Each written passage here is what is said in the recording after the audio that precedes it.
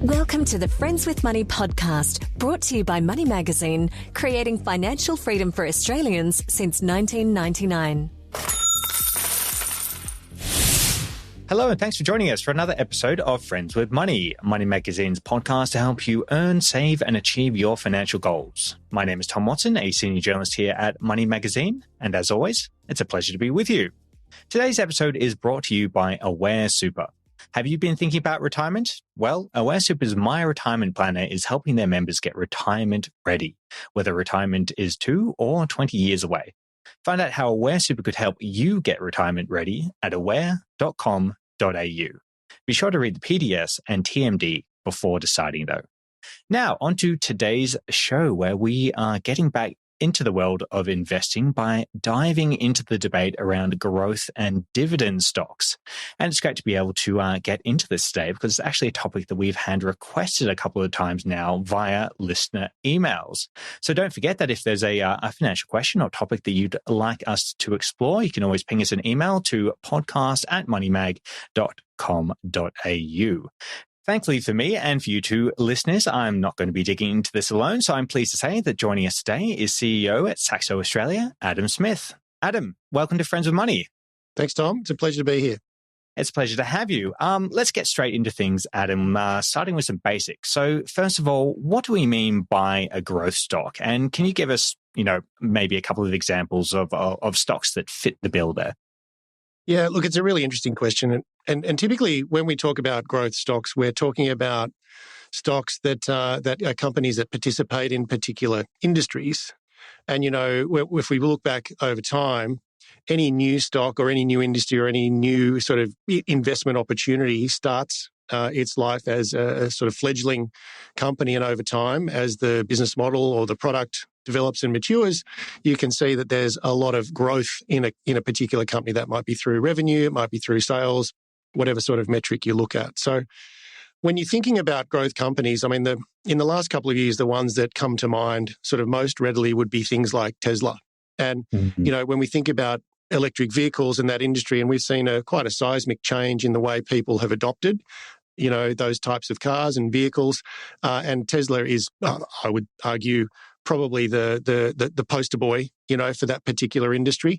But, even more recently, you can look at stocks like NVIDIA, which, participate in the AI market, and AI clearly is something that's captured the imagination of a lot of investors over the last 12 months. But even going back a bit further, maybe to the last 15, 20 years, you're looking at companies like Apple and Microsoft and Google, who all developed, new technology that in many ways changed the way we live and what we do. And being a publicly listed company, obviously that allows people to invest in them. And being a part owner in a company like that can be really exciting. And that's, if you're sort of a believer in what the company does, you use their product, then that can be a great way to satisfy, your own portfolio, your own need to be invested in those companies. And that can deliver you some really great returns. So when we think about growth companies, we're typically thinking about companies that exist in markets or in industries that are relatively new to the market at the time and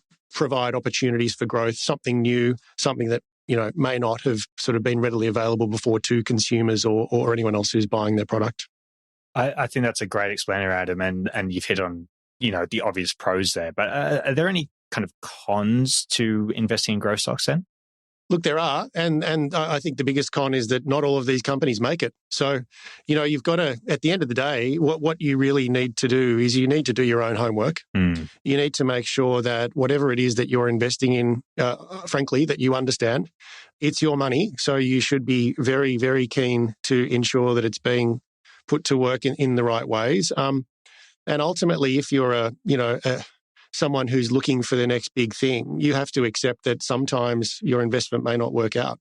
And that's okay too, as long as you can, live with your investments, you're not overextending yourself. You also need to be able to sleep at night. Investing can be very exciting, particularly in new companies, in new economies, in new technologies.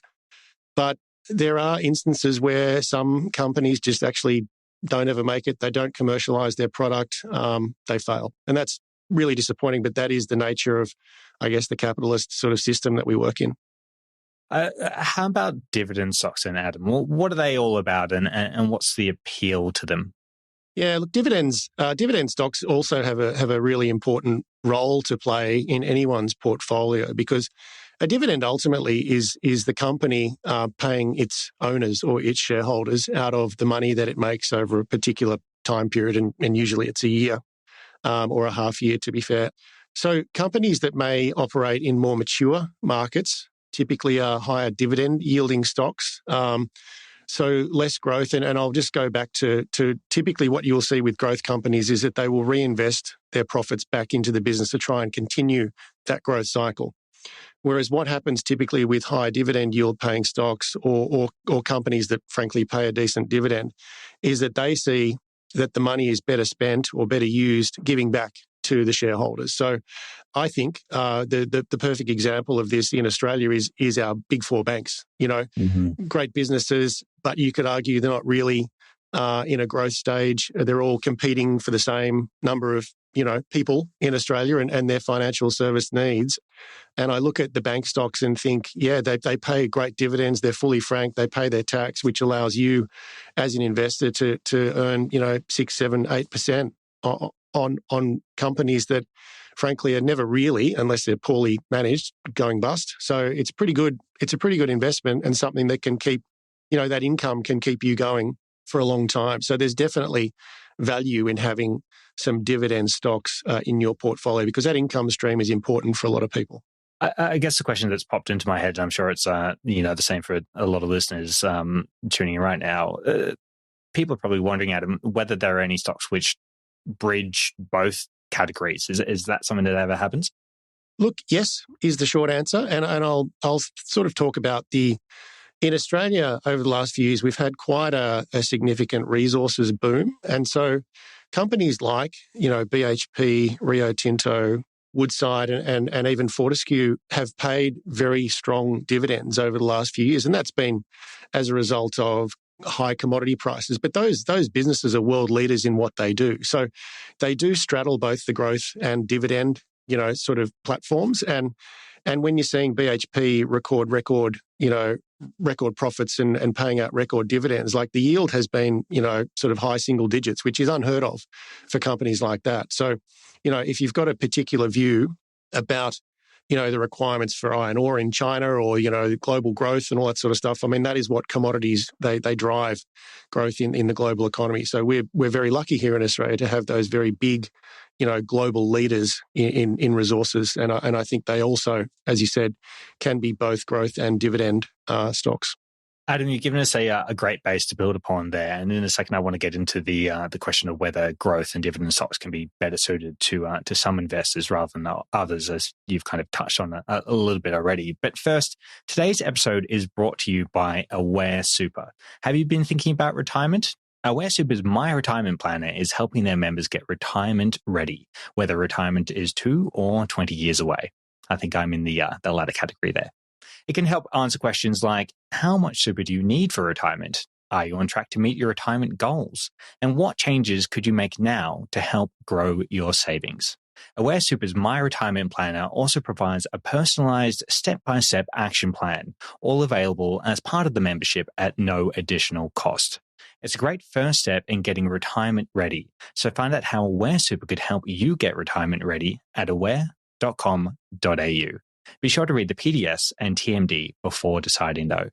So, Adam, let's address what seems to be the major question that people have on this topic. Are growth stocks or dividend stocks better suited to specific types of investors or at different times in someone's investment journey, or is it not that simple of a line to draw? Obviously, everyone's circumstances are different, but to generalize, I think about it this way: if you're really starting out your investment journey and you're maybe late 20s, early 30s, you've started, to build a career, you're getting paid, a decent salary, what you do have is time on your side. And I think what we all appreciate is the value of compounding is really the eighth wonder, of the world. I can't remember who sort of coined that phrase, but it's so true. When you look at, what you can do with a small savings plan in your early 20s and what that delivers you when you're 60 compared to, starting later on in life, I think, you can also afford to take a bit more risk in your 20s and 30s than you can later on. So if you're thinking about planning for retirement early, you can absolutely, skew your portfolio towards more growth companies that over the long term are going to deliver you capital returns, because income may not be that important to you. But as you approach retirement, maybe in your late 50s, early 60s, and the value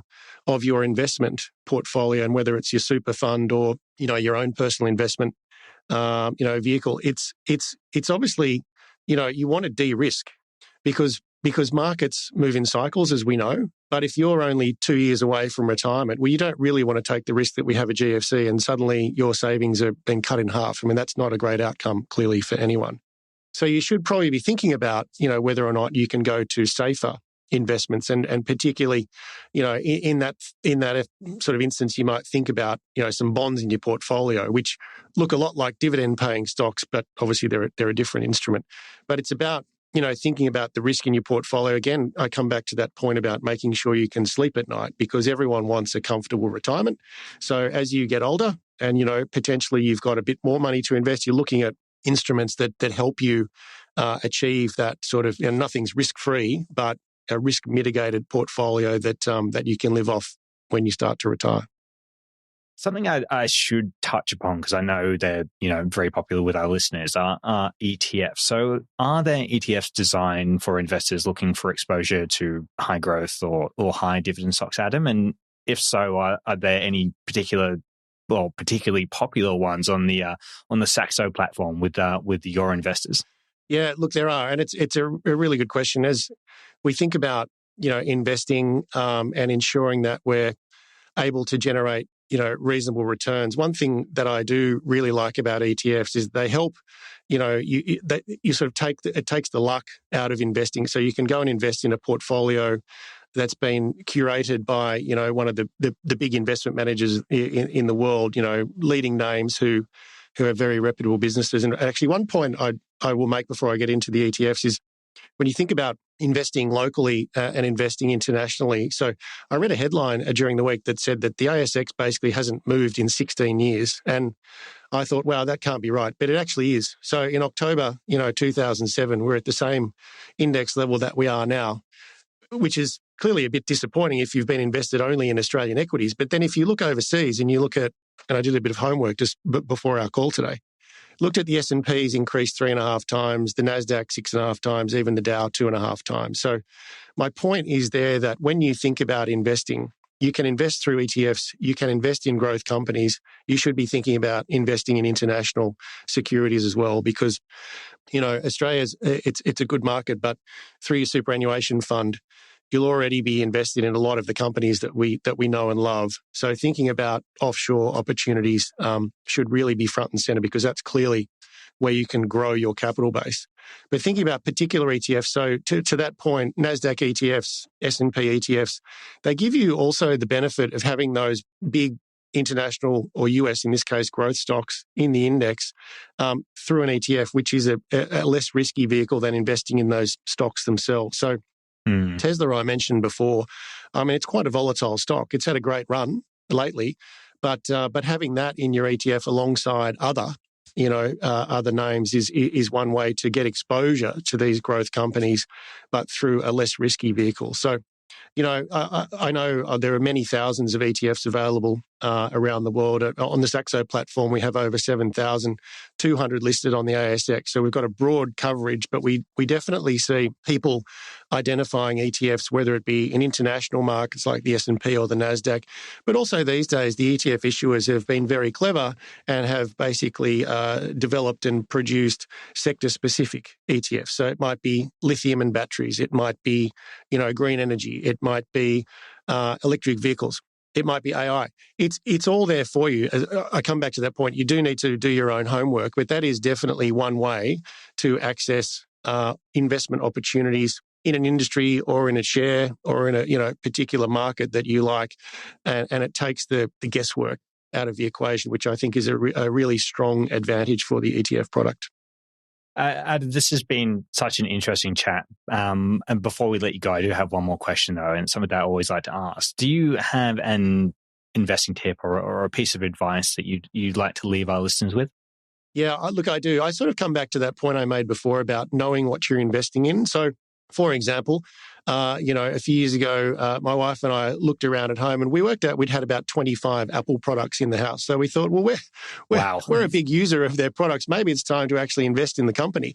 We like the products, clearly iPhones, tablets, blah, blah, blah, So when I think about the investing universe, there are so many opportunities out there. It's actually sometimes hard to work out what are you going to do because people get worried. I understand about, am I going to make the wrong choice? How am I going to think about investing my money? Where should I put it? Where's the best return? Ultimately, you need to be comfortable with your investments. You need, as I said before, to have not overextended yourself from a risk perspective. You need to be able to sleep at night, but also you need to be interested in what you're invested in. You need to take care of your own money. As I said, you earned it. You should be really responsible for it. So thinking about companies that you like, products that you use, that's a pretty good start if you're really thinking about, well, what am I going to invest in? Alternatively, you can take the ETF path and look at broad index-based ETFs, or as I said, you particularly like AI at the moment, you think there's a lot of growth in that, lithium and batteries, EV, you'll be able to find an ETF or a series of names that you can invest in there. So being comfortable with what you're investing in, not overextending yourself, but also, enjoying the experience and doing your own homework. It's actually pretty fun. I totally agree with that. I think it's an excellent note to end on as well. So, Adam, thank you so much for joining us today. It's been a pleasure chatting. Fantastic. Thanks, Tom. Speaking of thanks, I'd also like to give a shout out to today's sponsor, Aware Super. Have you been thinking about retirement? Well, Aware Super's My Retirement Planner is helping their members get retirement ready, whether retirement is 2 or 20 years away. Find out how Aware Super could help you get retirement ready at aware.com.au. Be sure to read the PDS and TMD before deciding, though. That's it for this episode of the Friends of Money podcast, but don't forget that you can keep up to date with all the latest financial news on our website by heading over to moneymag.com.au. Well, hey, why not head down to your local newsagent and pick yourself up a copy of the latest edition of Money Magazine. As always, we'll be right back in your podcast feed next week, though. So until then, I'm Tom Watson. Bye for now. Thanks for listening to the Friends with Money podcast. For credible, independent and easy to understand financial commentary, visit moneymag.com.au. Please remember that the views and opinions expressed in this podcast are general in nature and further independent advice and research based on your personal circumstances should be sought before making an investment decision.